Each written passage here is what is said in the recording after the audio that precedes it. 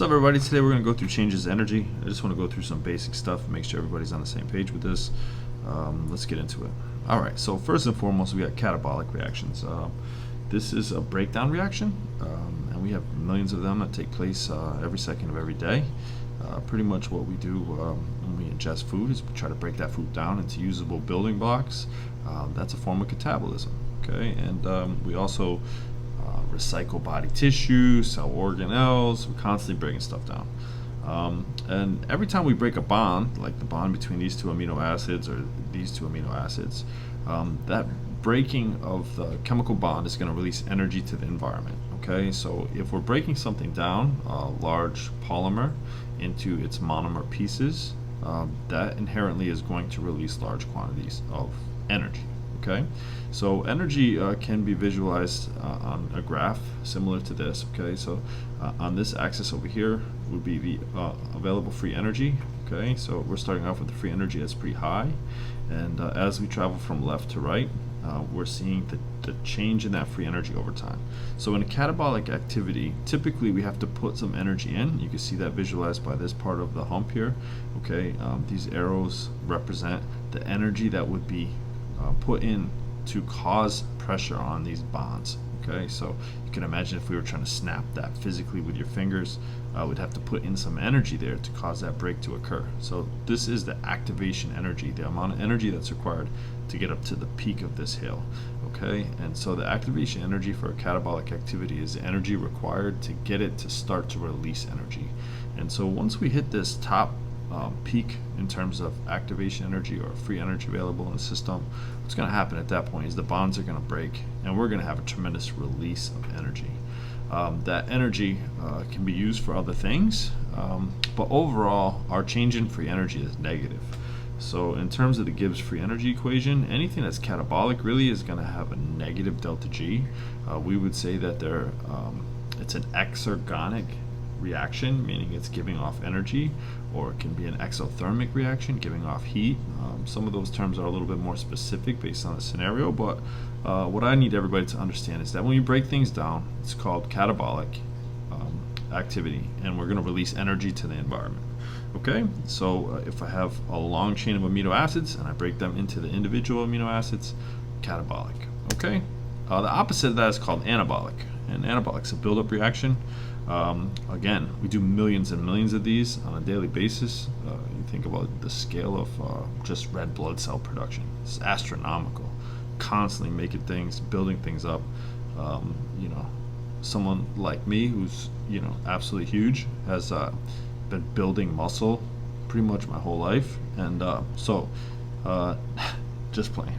But anyway, when we were building up things, you guys, what we have is an anabolic reaction. Okay, so when we have individual amino acids, we're making this into a huge muscle protein, really, really big. Then we have amino acids that have to get stuck together. And this would be the graph for this, from left to right over time. We're starting with very little free energy. We're inputting a lot of energy to get those bonds formed, and eventually we reach the point where those things will be stuck together. And our products in this case are going to be more ordered and have a higher free energy available. They're going to have a higher free energy state than the reactants. So when we started off, these are individual pieces. When we're done, this is oftentimes a macromolecule or a larger molecule, and we have covalent bond formation in this case between the amino acids, but we're creating something larger. An easy way to remember this is anabolic steroids. I don't know if you guys have ever heard that term, but that's a term referring to a type of steroid which is you know, taken to cause huge increase in mass in terms of muscle mass. You know, different countries got in trouble for that in the Olympics, try to give them an edge. Most recently Russia's been banned a couple different youth events for the widespread use of anabolic steroids. But anyway, anabolic activities are build-up activities. That just resonates in my mind. I don't know if it does for you, but hopefully everybody's making the connection. Anabolic build-up reactions, positive delta G. All right. So these things don't exist in isolation in our bodies. So when you think about digestion or breakdown activities, the release of energy, really, the reason we're doing all of that is to provide energy for other reactions of the body. Okay, we're not just breaking down food just to break down food. We're utilizing the bond energy from that food to accomplish real tasks inside our body. So these reactions are called coupled reactions. So typically what we're going to have is a catabolic activity where, in this example, we have sugar. The sugar is being broken in half. We're releasing energy. We're having a negative delta G.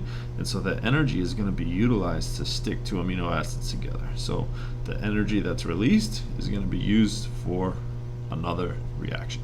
And so catabolic activities are going to fuel anabolic activities. Now, of course, 100% of the energy released from this breakdown is not going to be able to be utilized for the buildup. We're always going to have a little bit of loss of energy, and that's called entropy. Okay, so a couple things just to keep in mind here. If we stopped eating, obviously we're going to die, right? We have millions and millions of reactions that need to be taking place every day, every second of every day, for us to stay ordered, stay viable as an organism. And if the input of free energy was reduced to a point where we're not sustaining, that organism is going to die. So hopefully that makes sense to everybody. Pretty obvious, I think, but I just want to make sure that we've gone through that. The next thing I want to point out here is efficiency. Like I mentioned to you before, no system is 100% efficient. A lot of people's livelihoods is based on trying to improve efficiency in different models, whether we're talking about engineering, car engines to be more efficient, jet engines, plants, power plants, things of that nature. Okay, so when we look at anything, our bodies included, when we have a reaction that takes place, we're always going to have a little bit of energy that's released in the environment. We refer to that energy that's released in the environment as entropy. Okay, I like to think about my lime green Lambo with the Power Glide, and if I had that thing heating up in my driveway and I'm getting ready to jump inside of it, I go over and I slide across the hood. There's going to be a good deal of heat in this region, and that's because even though I'm burning the gasoline to be able to drive this thing, you're going to have a tremendous amount of heat that's going to be given off to the environment from that engine. I think that's pretty obvious, right? If you see anybody like a football game this time of year or in the wintertime, you're going to see like people are giving off huge volumes of heat. You've all walked outside and it's been cold out, and you see the condensation from your breath right in front of you. That's because we're constantly giving off heat to the environment because of the number of reactions that is occurring within our body. And those reactions, of course, every single one of them has a small contribution to entropy. We are constantly losing heat to our environment. So again, if we lose too much heat, boom. All right, so I hope everybody's with me still. No system is 100% efficient. We design systems as much as possible to try to be as efficient as possible. Modern LED lights, for example, if we look at some older lights, if we were to touch the light bulb, it would be really hot to the touch because so much of the energy, the electricity that's running through that is going to be converted into heat energy, whereas modern LED lights are cool to the touch, and that's because most of the energy that's traveling through that bulb is being utilized to light as opposed to generate heat. Okay? Alright, so the last thing I just want to point out while I'm going through this stuff is that a lot of times in our bodies we're going to see multi-step pathways.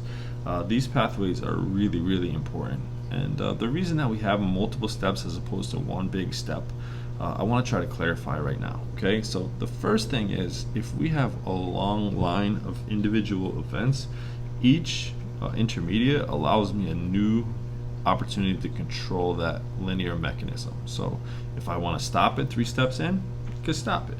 If I want to modify it some way 4 steps in, I can modify it some way. If I just have one reaction, that reaction is done. There's nothing I can do to modify or change or stop that reaction once it's carried out. Okay?